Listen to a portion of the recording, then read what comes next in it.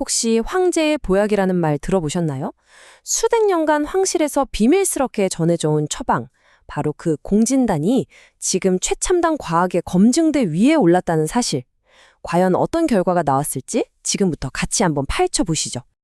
네, 바로 이 질문이 오늘 우리가 파헤쳐 볼 핵심입니다. 수백 년 묵은 그 지혜가 과연 21세기 과학이라는 아주 깐깐한 심사위원을 만족시킬 수 있을까요? 아니면 그냥 옛날 이야기로 끝날까요? 자, 그 증거들을 하나씩 따라가 보겠습니다. 자, 그럼 도대체 이 공진단이라는 게 뭘까요? 간단히 말해서 녹용이나 당귀 같은 아주 귀한 약재들을 정교하게 배합한 건데요. 말 그대로 황실의 비밀 레시피 같은 거였죠. 그럼 이 오래된 처방이 지금을 사는 우리들의 어떤 고민에 답을 줄 수 있었을지 첫 번째 연구부터 바로 살펴보겠습니다. 첫 번째 주제는요, 아마 저를 포함해서 많은 분들이 공감하실 텐데 바로 피로입니다. 과연 이 오래된 처방이 현대인의 번아웃에 효과가 있었을까요? 연구를 보니까요, 크게 두 가지 방향으로 진행됐더라고요. 왼쪽은 쥐에게 일부러 스트레스를 줘서 만성 피로를 연구한 거고요. 오른쪽은 건강한 사람들을 대상으로 잠을 좀 덜 재워서 급성 피로를 테스트한 거예요. 여기서 우리가 진짜 주목해야 할 점은 동물 실험이랑 실제 사람을 대상으로 한 임상 시험, 이 두 가지를 딱 나눠서 볼 수 있다는 겁니다. 이게 중요해요. 자, 그럼 사람을 대상으로 한 연구 결과는 어땠을까요? 결론이 아주 명확합니다. 보세요. 연구진들이 그냥 효과가 있는 것 같다가 아니라 인체에서 피로 개선 효과에 대한 임상적 근거를 제시한다고 딱 못 박아서 이야기합니다. 이건 뭐 연구 결과에 상당한 자신감이 있다는 뜻이겠죠. 근데 여러분, 피곤하면 몸만 힘든가요? 아니죠. 머리가 멍해지고 집중도 안 되잖아요.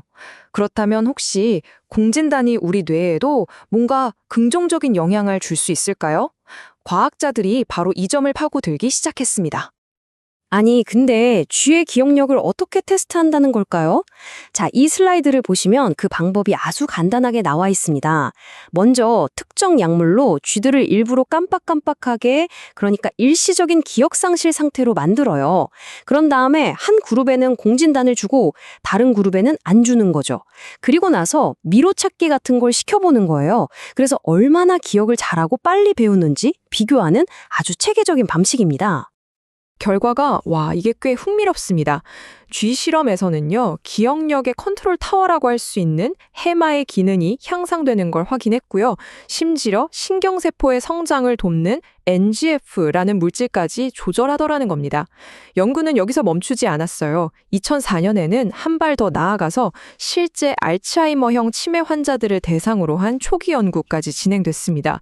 동물 실험에서 본 가능성을 사람에게도 적용해 보려는 시도였던 거죠. 자, 지금까지 피로 회복 그리고 뇌 기능 개선 가능성까지 봤는데요.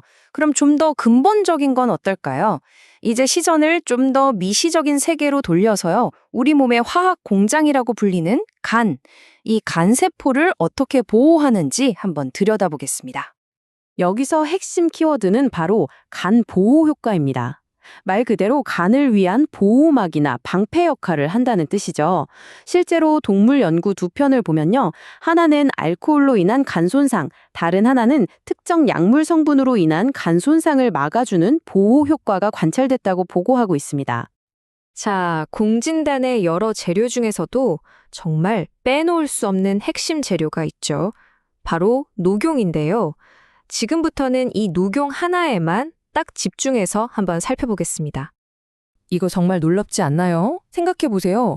포유류 중에서 유일하게 잘려나가도 완벽하게, 그것도 엄청나게 빠른 속도로 다시 자라나는 신체 부위가 바로 녹용이라는 겁니다. 이게 그냥 하는 말이 아니라 무려 2019년 사이언스지에 실린 내용이에요. 녹용이 생물학적으로 얼마나 특별한 존재인지 딱 보여주는 대목이죠. 과학자들은 바로 이 지점, 이 놀라운 재생 능력에서 어떤 힌트를 얻은 거죠. 혹시 정상세포를 이렇게 빨리 재생시킨다면 반대로 비정상적인 세포의 활동은 억제할 수 있지 않을까? 이런 가설을 세운 겁니다.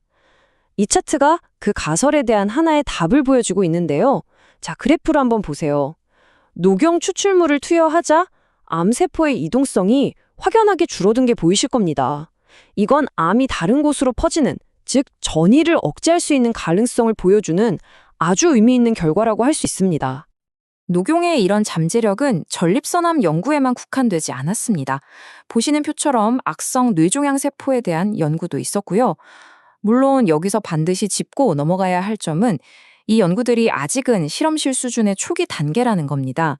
하지만 암세포의 성장을 늦추고 이동을 억제한다는 결과가 이렇게 일관적으로 나온다는 건 과학자들에게 이 길을 계속 파봐야 한다는 아주 강력한 신호를 주는 셈이죠. 자, 이제 처음 던졌던 질문으로 다시 돌아가 볼 시간입니다. 수백 년 된 전통 처방이 최첨단 현대과학을 만났을 때 과연 어떤 일이 벌어졌는지 지금까지의 여정을 한번 정리해 보겠습니다. 이 타임라인을 한번 쭉 보세요. 공진단 연구가 그냥 옛날 이야기가 아니라는 게 한눈에 들어오죠? 2000년대 초반 치매 연구를 시작으로 2018년, 19년에는 피로와 기억력, 2020년에는 간 보호와 암세포 연구, 그리고 2021년에는 뇌종양 연구까지. 보세요. 피로, 뇌, 간, 암. 전부 다 아주 현대적인 질병들이잖아요. 이런 문제들을 해결하기 위한 과학적 탐구가 지금 이 순간에도 계속되고 있다는 겁니다.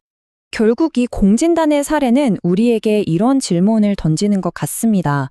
어쩌면 우리가 그저 오래된 것이라고 치부했던 수많은 전통 지식 속에 현대 과학의 눈으로 봤을 때 어마어마한 가능성을 품고 있는 보물들이 숨어 있는 건 아닐까요?